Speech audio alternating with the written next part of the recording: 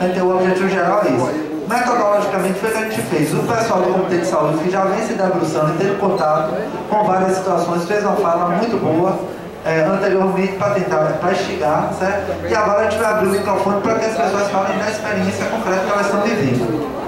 Ok? E claro, pessoas que queiram falar sobre o processo, vejam similaridade com outras situações também, certo? Entendi. Olá pessoal, bom dia a todos e todas. Nós da Distrito Federal temos uma experiência para mostrar para vocês. Nós estamos com virtualização há muitos anos e o processo lá é cruel. O adoecimento é aos lotes.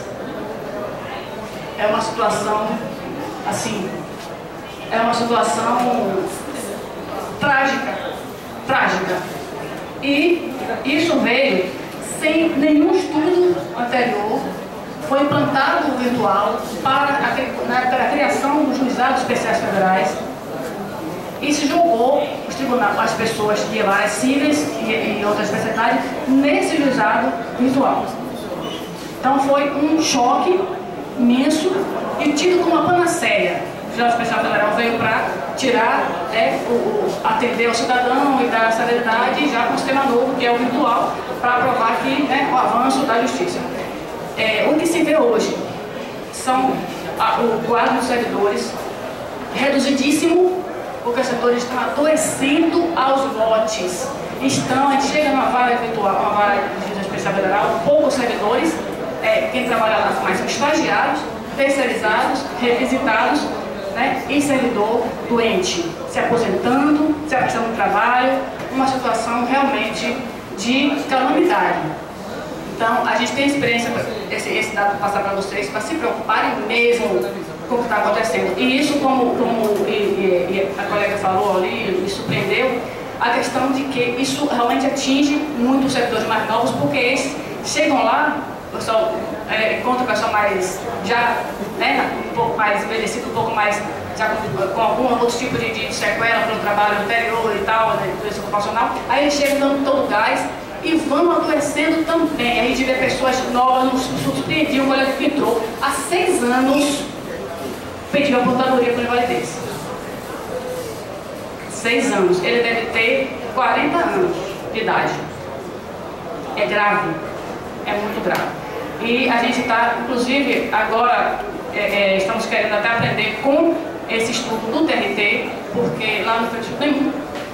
Então, vamos aprender com o TRT e implantar lá, tentar regulamentar lá, que é uma pausa e redução de carga horária. É inadmissível que a gente trabalhe com um operador de computador sem ter os direitos garantidos ao operador de computador, que não foi garantido por BNS porque é patrãozinho. É porque atinge mesmo a doença, isso causa doença mesmo, adoece os servidores. Então, gente, a gente conseguir reduzir a jornada, para a gente trabalhar com virtual, você vai para o JF, não é uma luta secundária, não. Não é. É uma luta fundamental. É pausa, redução de jornada, ginástica laboral intensa e conscientizar os próprios colegas, porque muito colega também não acha, o colega acha que o pessoal está se amarrando, sem querer trabalhar, e aí vão, Então, a experiência lá foi triste. A JF teve redução de cargo, uma redução de cargo efetivo absurda, e a gente está lá, sobrevivendo, se cuidando, operando coluna, operando braço, operando mão, operando pescoço, é uma coisa absurda, tá certo? Então eu queria solidar com os colegas do TRT que estão enfrentando agora, passando para eles o que eles aguardam. E buscando que a gente estude conjuntamente, TRT e JF, para implantar realmente propostas e regulamente algo que vá realmente retardar esse adoecimento na nossa categoria, tá certo? Isso é fundamental que a gente encare isso e de forma clara, de forma firme. Ou a gente faz isso, ou a gente pode amanhã ou depois estar sem entender o que fazer, porque depois que adoece não tem mais jeito, porque tem servidor lá que não consegue nem ler. Ele não consegue segurar um livro quando deita na cama para ler, certo? Então ele não se deixa explicar adoece no trabalho e sai do trabalho para casa bonzinho, não. Vai para casa doente. Ele não tem mais vida. E isso é muito sério. Pessoal, Eu gostaria de pedir que quem tivesse interesse em falar, levantasse a mão para eu fazer a inscrição. Não, eu escrevo com ele, você fica só com Se inscreve? Tudo bem. E então, para não perder já a viagem, segundo o Hilton, já começaram algumas propostas aqui concretas para a gente começar a anotar, tá? Quem fez a primeira proposta, qual foi? Já saiu aqui a questão da pausa, fortalecer a campanha da pausa e a questão da redução da carga horária. Pode parecer óbvio, mas se a gente não colocar como pauta concreta, não vai acontecer, certo? Agora, na ordem, então, inscritos. Observação. Na verdade, tem que ter uma discussão sobre a carga horária, porque a gente não tem a carga horária. Tem secretário que trabalha 6, tem secretário que trabalha 7, tem secretário que trabalha 5. Não tem nenhuma carga horária definida sobre isso. Pois é. Então, vamos dar uma organizada, gente? Todo mundo trabalha mais. Olha, gente, eu estou fazendo as inscrições aqui só para dar uma organizada, porque muita gente assistiu aqui pela ordem da Jailson, Romeu e a colega, desculpa, Dionísio, certo? Fala. Só um minuto antes de você falar. Com relação à observação da pausa, gostaria que o Comitê de Saúde me dissesse que isso está baseado numa resolução. É isso? Que resolução é essa? Portaria? Portaria do TRT? Pode passar isso depois. Tá, é só para anotar aqui que tem uma portaria para que a gente mostrou no fundamento. 4 de 2008. Portaria o quê? 1904 de 2008. Beleza, pronto. Joia. Obrigado, Daniela. A segunda proposta foi redução de jornada, é isso, Hilton? Tá. Pessoal, independentemente de já estarem aqui registradas as propostas, quem quiser fazer considerações, avaliação sobre cada uma dessas propostas, é bem-vindo, porque a gente vai enriquecer o debate e vai enriquecer, inclusive, o encaminhamento da proposta, ok? O próximo inscrito é Romeu? Jailson? Podemos estabelecer 2 minutos, pessoal? Gente, eu vou ser breve. Gente, é o seguinte, eu acho que também a gente tem que discutir o nascedouro desse projeto também, entendeu? O PJ, ele nasceu aonde também, né? Estamos discutindo formas aqui de como implementar, de como se adaptar a ele, de como melhorá-lo, talvez, uma série de coisas. Agora, aí eu já falei por várias vezes, o nascedouro desses projetos todos são as metas produtivistas, né? A gente produzir mais, cada dia mais, cada dia mais. Aí eu sempre digo, o CNJ hoje é assessorado pela Fundação Getúlio Vargas, entendeu? Então ela está querendo colocar aqui no serviço público aquele mesmo entendimento de uma empresa. Aqui não quer que vire uma Ford, vire uma Toyota, vire uma linha de montagem. Futuramente nós seremos o quê? Digitadores, meros digitadores. Aí inclusive a gente pode até bem facilmente conquistar 6 horas, né? Porque são digitadores. Então assim, além de discutir com tipo assim, de uma forma material, uma forma administrativa, como combater, também tem que pensar politicamente de onde vem esse projeto também, para combater lá na frente, porque é isso que vai acontecer, né? E eu quero saudar todos que estão aqui, parabenizar todos que estão aqui, é importante estar aqui, acho que durante a greve é o momento de discutir, é quando a greve é o momento que o trabalhador discute sua condição de trabalhador, não é isso? Porque com esse PJE a gente se sente o quê? Se sente um parafuso dentro de uma máquina. Então, aqui agora todo mundo está olhando para si, pedindo o quê? Que sejamos solidários uns aos outros e que a gente pense juntos como combater tudo que nos aflige como trabalhador. Né? Eu tenho que sair daqui a pouco, eu, Denise e outros colegas daqui estamos indo para Brasília daqui a pouco. Vou passar um pouquinho lá na JF e dizer assim, que vamos ser firmes e fortes, né, contra esse projeto que nos maltrata bastante, né? E também vamos tentar construir a greve, que a nossa greve ela tende a aumentar a semana que vem. Romeu. Bom dia, pessoal. Gente, eu queria começar aqui falando com vocês sobre uma coisa. Por lei, quem trabalha digitando o processo é a carga horária do digitador. Ele tem que trabalhar 6 horas por dia e tem direito a 15 minutos de descanso. Eu pergunto a vocês, o tribunal tem cumprido isso? Outra coisa, gente, existe uma emenda constitucional, a emenda constitucional 70. Essa emenda constitucional 70 assegura a todo e qualquer servidor público que venha a se aposentar por invalidez, ou seja, por problemas de saúde, garante proventos integrais. Acontece que o TRT5 não respeita a Constituição, porque quando o colega fica doente, eles aposentam, você fica recebendo R$ 1.700, R$ 1.800, como é o meu caso. Se você for lutar pelo seu direito, vai brigar na Justiça Federal, é o que eu estou fazendo. Então é inadmissível que na Casa da Justiça, onde deveria ser a Casa do Trabalhador, as leis não estão sendo cumpridas. Outra coisa que eu quero falar para vocês. Gente, queria pedir encarecidamente a todos vocês aqui que mandem e-mail para os deputados federais, que mandem e-mail para os senadores da República, porque está na fase final do Congresso Nacional para ser aprovado agora.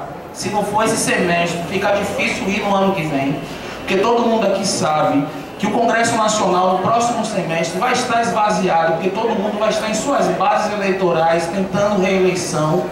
Então é importante que vocês mandem e-mail para os deputados, para os senadores, para que eles se empenhem na aprovação da PEC 170, que é a PEC que garante direitos, garante proventos integrais a todo e qualquer servidor que se aposente por problema de saúde. Vocês estão vendo aí, o PGE tem causado problema de saúde em muitos servidores. Muitos têm se aposentado e o tribunal não está cumprindo a lei, está pagando R$ 1.700, R$ 1.800. E a PEC 170, ela corrige essa injustiça. Ela assegura o direito de receber proventos integrais a todo e qualquer servidor público, independente do momento, do período que ele ingressa no serviço público. E não a PEC 70, que já é aprovada e ele não cumpre. Só que a PEC 170, ela só garante proventos integrais a quem ingressou no serviço público antes de 2003. E quem ingressou depois não tem esse direito. Então eu peço encarecidamente a todos vocês aqui que saem daqui hoje encarregados dessa tarefa, mande e-mail para os seus deputados, mande e-mail para os seus senadores, para que eles se empenhem na aprovação da PEC 170. Meu Dionísio, 2 minutos.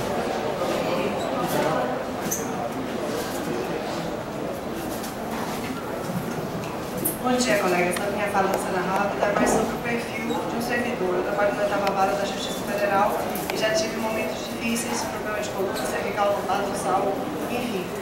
E falando sobre o que você falou daquela colega que tinha 2 dias mais de prazo para resolver a quantidade de processos que ela tinha, mas ela queria fazer antes.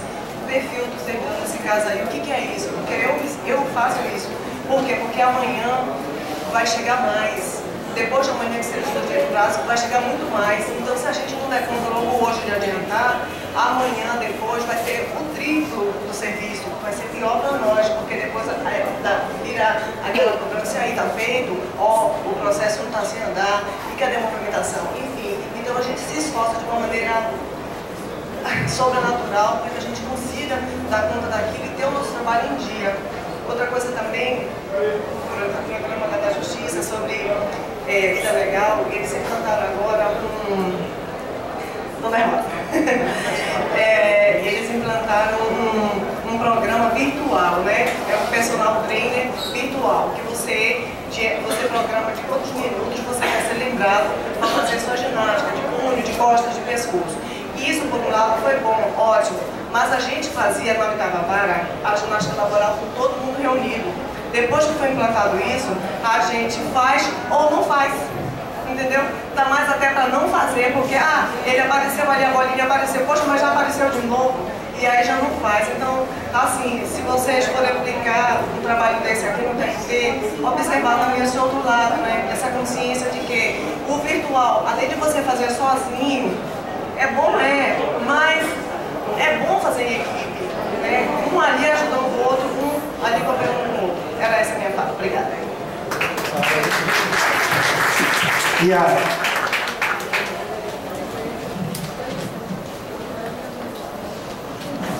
Bom, em relação ao PJE, assim, o que a gente tem acompanhado nas varas, a gente viu que o trabalho ele acelera muito. Né? A gente tem, quando a gente tem processo físico, a gente pega o processo, leva na prateleira, faz outros caminhos dentro do despacho de trabalho. E agora não, o trabalho ele é acelerado e a sua prateleira está na sua tela do computador. Então a gente tem esse impulso realmente de estar sempre fazendo mais do que é o nosso limite. Assim, como a gente está identificando agora os fatores de riscos e os fatores de proteção, eu acho que uma questão muito importante é que a gente receba a informação de como quem está submetido ao PJE tem desenvolvido o seu trabalho e tem sentido isso no físico e no emocional, porque não é só no físico. A gente tem relatos de colega que dizem que chega em casa e não consegue nem assistir um jornal, nem entrar num e-mail, nem no Facebook, porque já está com intolerância a receber informação. Então, assim, a gente tem a aceleração do trabalho, a gente fala muito do aumento da carga cognitiva, que assim, a gente acaba qualificando mais o trabalho, porque antes era quantidade, carimbo, prateleira, carrinho de empurrar processo, agora não, agora a gente tem que tomar uma decisão em um tempo mais curto. Então a gente precisa entender. Agora uma dificuldade assim, que o colega falou que cada local tem seu horário de trabalho, cada local tem sua organização de equipe, então a gente não consegue, porque se antes a gente chegava num local e conseguia enxergar o que não era adequado, mas enxergar o trabalho por carteira, agora a gente está, eu não sou da área judiciária, então eu tenho uma dificuldade de entender se aquele trabalho que está sendo executado por aquela pessoa, cabe àquela pessoa ou se está sendo desviado de um outro, né? Assim, qual é a responsabilidade de cada um no PJE, né? Então é isso, na verdade o que a gente precisa entender é como esse trabalho está organizado e isso depende de vocês passarem para a gente. Deixa eu falar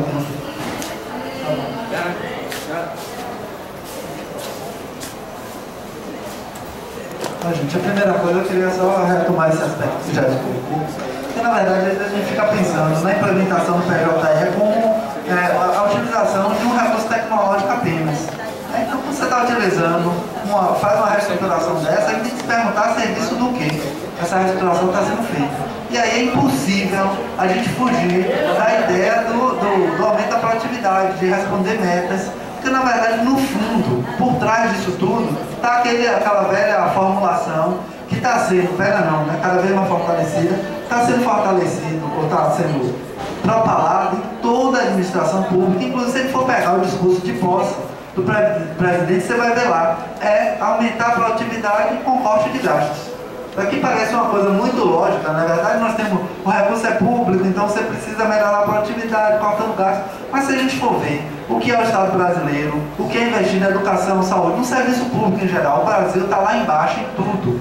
Então o Brasil é um país que devia estar discutindo aumento do investimento no serviço público e não corte. Então essa lógica é uma lógica perversa. Então veja, incutida essa ideia de que precisa cortar gastos, certo? E aumentar a produtividade, aí vem toda essa reestruturação produtiva que está sendo feita e o PJE faz parte, é parte disso daí. A gente não pode ver o PJE por fora da cobrança de produtividade em relação aos juízes, aos tribunais coletivamente, tudo isso está articulado. Então o PJE, ele tende, o processo eletrônico, a ser utilizado no dia a dia como esse instrumento que vai viabilizar que as metas sejam alcançadas. E metas, a lógica da meta, inclusive, é uma coisa tão, digamos assim, predatória, que não se pode pensar em meta como algo estático. Hoje, o CNJ estabeleceu uma determinada meta. Alcançada isso aí, a tendência, a lógica natural do raciocínio da meta é que as metas sejam elevadas. E o que a gente está vendo aqui no tribunal? Eu fiz parte do Comitê de Saúde do Trabalhador e que a gente percebeu que antes do PJE, porque o Comitê de Saúde é antigo, depois foi institucionalizado por muita luta, né, gente? E mantém uma independência em relação uma autonomia em relação à gestão. Mas o que a gente via é que a gente tinha um problema de adoecimento que era terrível no tribunal, já era algo assustador, os dados já eram assustadores. Foi por isso. Pode ver isso. Já passou, né? Tá bom, eu vou respeitar o tempo aqui, senão vai. Fabrício. Quando eu estou premido pelo tempo, a tendência é ficar mais prolixo. Não me respeito se for o caso, tá bom? Fabrício. Gente, bom dia. Eu acho que uma coisa boa do PJE é que ele unificou, acho que todos os servidores. Acho que todos nós sofremos os impactos do PJE. Eu sou oficial de justiça e a dinâmica do meu trabalho mudou completamente, porque eu tenho que lidar com atividades que antes eram dos servidores internos e que agora, assim, sem o menor know-how, eu tenho que fazer. E isso veio como veio para todos vocês. Assim, eu acho que fiz um curso EAD sobre o PJE e eu só entendo a minha parte do trabalho. Então, você tem um campozinho lá que eu coloco quando eu fui para a diligência, qual é o resultado da diligência. Aí eu sempre coloco assim, o nome do citado, se ele foi citado, se não foi. Eu não sei se isso aparece para o público, se isso aparece para vocês internos. Então, assim, eu perdi completamente aquela informação que eu tinha da minha formação, do processo como um todo, eu não sei mais. Além disso, eu tenho que trabalhar com os processos físicos, então assim mudou radicalmente. Agora eu vejo algumas coisas, por exemplo, nessa questão nossa da greve, certo? Eu acho que é possível para a gente fazer uma greve. Greve é uma suspensão de todos os serviços, a gente pode suspender parcialmente, ainda assim é greve. Então a gente poderia suspender, por exemplo, o cumprimento de tudo do PJE. No nosso movimento, a gente estabelece, por exemplo, semana que vem a gente tem uma correção ordinária aqui do TST, né? Então, assim, segunda-feira o ministro vai estar aqui recebendo, da última vez que ele veio, recebeu o Ministério Público do Trabalho e todas as autoridades do nosso tribunal, a OAB, né? E não recebeu ninguém dos servidores, assim, isso passa ao largo, né? Nossas questões passam ao largo. Acho imprescindível, acho que assim, que o PJE veio para ficar. Se não é o PJE, vai vir outro sistema, porque é necessário mesmo que o judiciário se modernize e utilizar um procedimento eletrônico é natural, acho que é o caminho natural. O que eu acho que a gente precisa fazer é o que? É a moeda de troca. O que a colega colocou é perfeito. Eu acho que quando a gente está com aquilo ali do serviço, a prateleira na nossa frente, não tem jeito, ela vai subindo e você quer se livrar daquilo. É natural, eu acho que é uma habilidade que todo servidor da justiça acaba criando. Então eu acredito que o que a gente tem que ter como moeda de troca e o limite possível é a jornada de 30 horas, que é plenamente possível, está dentro da autonomia de cada tribunal fazer, e é um pleito que a gente pode fazer localmente para pressionar a presidência aqui. Porque esse pleito pode ser atendido por uma decisão aqui, não precisa vir de fora, não precisa de nenhuma lei.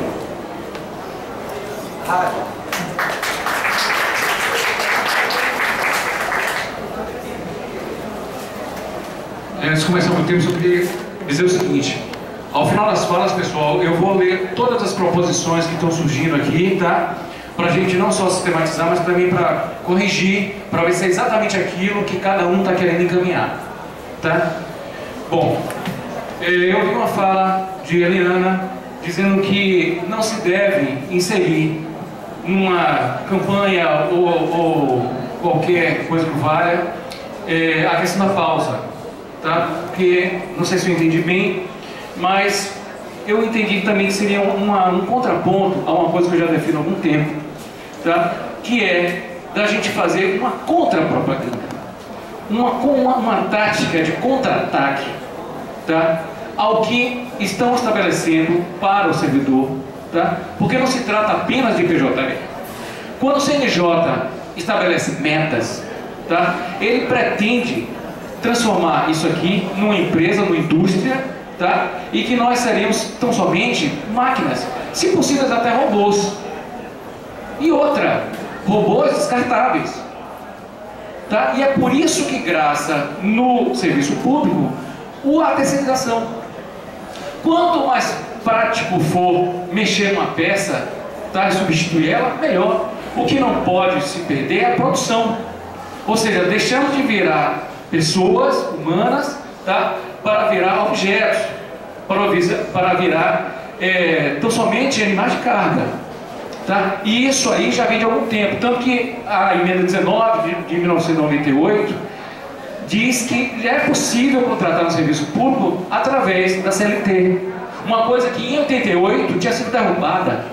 Ou seja, nós conquistamos a estabilidade via a contratação institucional e alguns anos depois, tá, ainda no governo Fernando Henrique, isso foi derrubado. Para quê? Para que a administração pública pudesse contratar via CLT e aí sim ser mais fácil de trocar mão de obra, tá?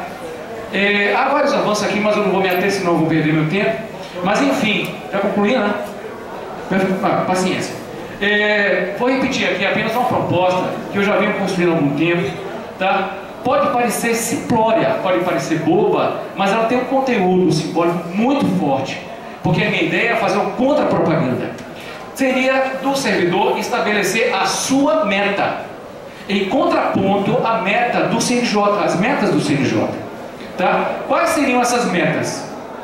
Trabalhar dentro da sua jornada, trabalhar até a sua capacidade de trabalho, tá? E obedecer rigorosamente as pausas dos 10 minutos. Ah, mas isso já está previsto, e aí que vem o meu contraponto, entendeu, Lina? Ah, isso já está previsto, não precisa nem de bater. Sabe por que precisa bater? Porque a gente precisa criar consciência de que isto é um dever-poder. Nós precisamos fazer com que isso funcione. Porque hoje em dia nós estamos mais preocupados em cumprir os processos, em fazer com que aquele monte de processos que estão lá no processo virtual abaixe, que a sua pilha que está na sua frente também, infelizmente. Bom, é isso. Próximo é Sandro, depois é Lu. Pessoal, eu acabei de conversar com uma magistrada agora e ela ficou muito solidarizada e inclusive com ação prática na vara que ela está atuando.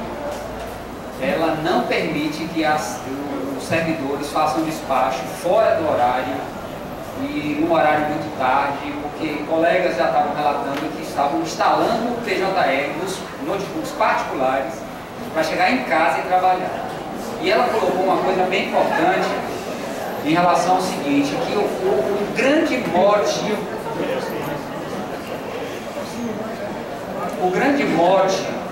de que o PJE é bom, porque ele pode fazer tudo a qualquer hora, a qualquer instante, é exatamente um problema para o servidor, porque todos aqui, advogados, juízes, servidores, temos família, temos vida pessoal, precisamos comer, descansar, e aí a petição entra meia-noite, quer que o juiz no outro dia avalie, e o mundo físico não se faz?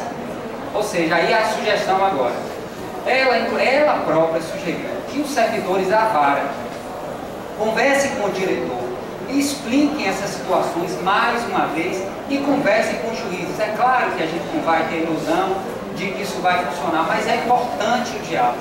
É importante e é isso que a minha fala vem trazer aqui, dessa corrida que a gente veio fazendo aqui. Eu até peço desculpa que eu cheguei mais tarde.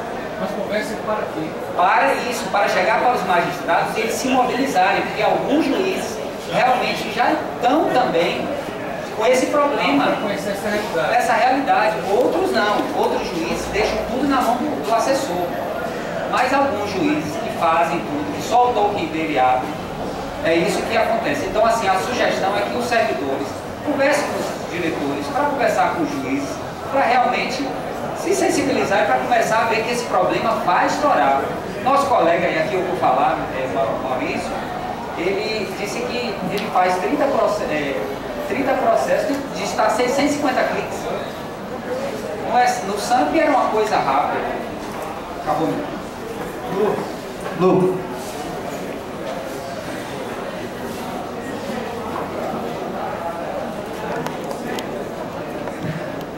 Bom dia a todo mundo, eu sou secretária de audiência na 33ª Vara e eu vim falar um pouco sobre o que é o PJE lá pra gente, tá? Às vezes eu chamo ontem a gente para conversar, falar um pouco dessas mazelas, né, do PJE também. E numa reunião do Congresso que teve semana passada, isso foi levado à tona, né? E mostrando a necessidade que está tendo dentro do serviço público, aqui no TRT, de ter servidores mais especializados, no sentido de que hoje precisa de que todo mundo despache. Eu, por exemplo, sou psicóloga, sou analista administrativo, não tinha que estar aqui, mas estou, né? Fui galgando algumas posições e hoje estou me vendo no momento que eu tenho que despachar também. Então, isso foi trazido à tona, né? E eu quero, assim, deixar para vocês claro que aqui o processo, o que eu estou percebendo do processo virtual é que ele está cegando as pessoas, porque as pessoas só pensam em trabalhar, a gente não tem mais como lidar com essa flexibilidade do processo que antes a gente tinha, e que esse processo de trabalho está cegando a gente sentido de que quanto mais processo se vem, mais você pensa em trabalhar.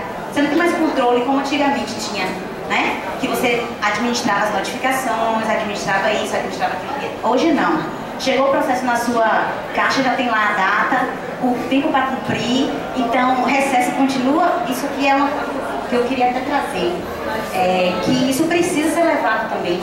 A gente precisa batalhar por isso, que no recesso não tenha entrada de processo.